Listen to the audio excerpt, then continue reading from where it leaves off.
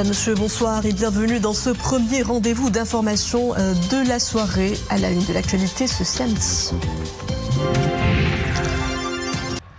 Place à votre escale culturelle hebdomadaire. Ce soir, nous la consacrons à un ouvrage qui nous dresse des ponts entre deux royaumes liés par une amitié riche et séculaire, marquée par des siècles d'échanges diplomatiques et de relations humaines distinguées.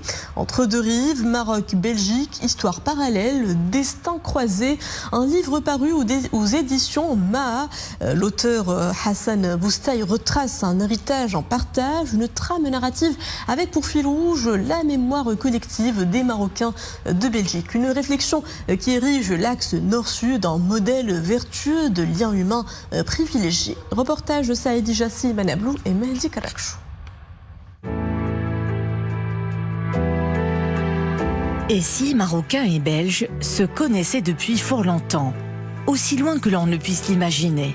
C'est le constat que fait Hassan Boustaï dans ce beau livre, que se fait rue d'histoire intitulé Entre deux rives. Un travail qui voit enfin le jour après plusieurs années de réflexion. Vous savez, beaucoup de lecteurs me posent la question, vous avez travaillé combien de temps pour ce livre? Et souvent je réponds, j'ai travaillé 30 ans. J'ai travaillé 30 ans parce que ça correspond au début de mes réflexions lorsque j'ai commencé ma thèse de doctorat à l'université d'Utrecht aux Pays-Bas. Depuis mes premières années de chercheur, je me suis intéressé à la migration marocaine. Et je suis arrivé à un constat assez rapidement, c'est que il y avait peu de choses écrites sur l'histoire des migrations marocaines. C'était une histoire invisible. Donc avec des collègues, on a passé de nombreuses années à travailler, à reconstituer cette histoire. On a notamment produit un livre en 2004 à l'occasion des 40 ans de l'accord bilatéral entre le Maroc et la Belgique qui a amené les travailleurs marocains vers la Belgique. Et on a pu compenser ce déficit d'histoire. Un déficit d'histoire ou une histoire méconnue que Hassan Boustaï éclaire dans ce travail pour la mémoire. Abondamment illustré, le livre s'inscrit dans un temps plus lent et révèle plusieurs aspects d'une coopération aussi dense que multiforme. Les Belges savent que Léopold II a vécu une grande aventure avec le Congo, mais peu de Belges savent qu'avant même d'aller au Congo, et il n'y a pas été personnellement, il n'a jamais mis les pieds au Congo. En revanche, il a été souvent au Maroc. Très très souvent à partir de 1862. Donc imaginez, Léopold II devient le souverain du Congo en 1885 à la conférence de Berlin qui organise le partage de l'Afrique, mais il est déjà au Maroc en 1862 et il y viendra souvent parce que son rêve était d'établir un comptoir commercial qui aurait pu lui donner des ambitions de développer une colonisation. Une invitation à dépasser les clichés, à refuser les simplifications et à embrasser l'histoire dans toute sa richesse et sa complexité. Un appel à retisser du lien et à bâtir de nouveaux ponts entre deux rives, pas si étrangères l'une à l'autre. Et l'auteur et professeur universitaire Hassan Boustaï nous rejoint en direct depuis Bruxelles. Bonsoir et merci d'avoir accepté d'être l'invité de l'escale culturelle de ce samedi. Entre le royaume du Maroc et le royaume de Belgique, une longue histoire de plusieurs siècles, une histoire faite de liens humains, sociaux et culturels. Si vous aviez à définir la nature des relations qui unissent les deux peuples et les deux pays, que diriez-vous ? Alors tout d'abord, je dois faire cette précision que, tout d'abord, merci pour l'invitation, et puis je dois tout de suite faire la précision que la Belgique est une construction récente. La Belgique est née au 19e siècle. Mais ce qui m'a guidé dans la rédaction de cet ouvrage, c'est de réfléchir à l'espace qui correspond à la Belgique actuelle et qui a été occupé par différentes puissances. On a été ici en Belgique, Pays-Bas espagnols, et puis ensuite autrichiens, et puis il y a eu différentes phases d'installation. Ce qui m'a intéressé, c'est de lire cette histoire à travers les différents contacts que les hommes et les femmes de ces deux espaces ont connus à travers les temps. Et je suis remonté très loin parce que ce qui m'intéresse dans cet exercice, ce n'est pas de produire une historiographie, parce que cet ouvrage n'est pas l'ouvrage d'un historien, c'est une évocation historique avec des ellipses, avec de temps à autre une focalisation sur des périodes où il y a eu de l'activité entre les deux rives. Et c'est ça qui m'a intéressé, c'est de les relire à la lumière d'aujourd'hui, parce que l'historiographie est en partie incomplète et la mémoire l'est également. Et donc je voulais interroger l'histoire, interroger les constructions mémorielles et voir aussi comment elles impactent nos identités. Alors, vous savez qu'on est fort tributaire d'un 19e siècle qui a connu une Europe triomphante et qui a regardé parfois le reste du monde avec appétit et parfois avec un fort sens de la domination. Aujourd'hui, on est dans un monde qui a beaucoup changé et c'est l'occasion, me semble-t-il, de réfléchir à ces aspects-là et voir que eh bien, il y a eu différents types d'échanges entre nos sociétés, entre le nord-ouest de l'Europe et le Maroc.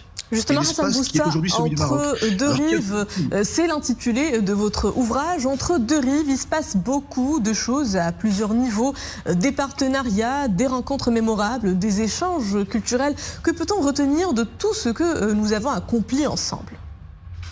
Alors d'abord que nous ne sommes pas si étrangers les uns aux autres. Vous savez que l'Europe est aujourd'hui confrontée à une montée de réflexions un peu sombres, de passions tristes. On a aujourd'hui des pays qui sont tous menacés par une conception très étroite de l'identité. Et lorsqu'on regarde historiquement, on s'aperçoit qu'on a eu beaucoup d'échanges. Des échanges qui ont été portés par des savants. Comment, par exemple, les sciences arabes qui ont été rayonnantes pendant toute la période andalouse a permis à des centres intellectuels comme Fès, l'université Al-Qarawiyyin, a permis d'irriguer toute l'Europe du Nord-Ouest par ses connaissances, l'arrivée des chiffres arabes, des sciences, des techniques, tout cela a été une œuvre qui est venue du Sud vers le Nord. Et puis on a eu aussi des échanges marchands. Les commerçants flamands qui étaient à la base du développement du capitalisme ont été parmi les premiers à s'installer au Maroc, à établir des comptoirs commerciaux.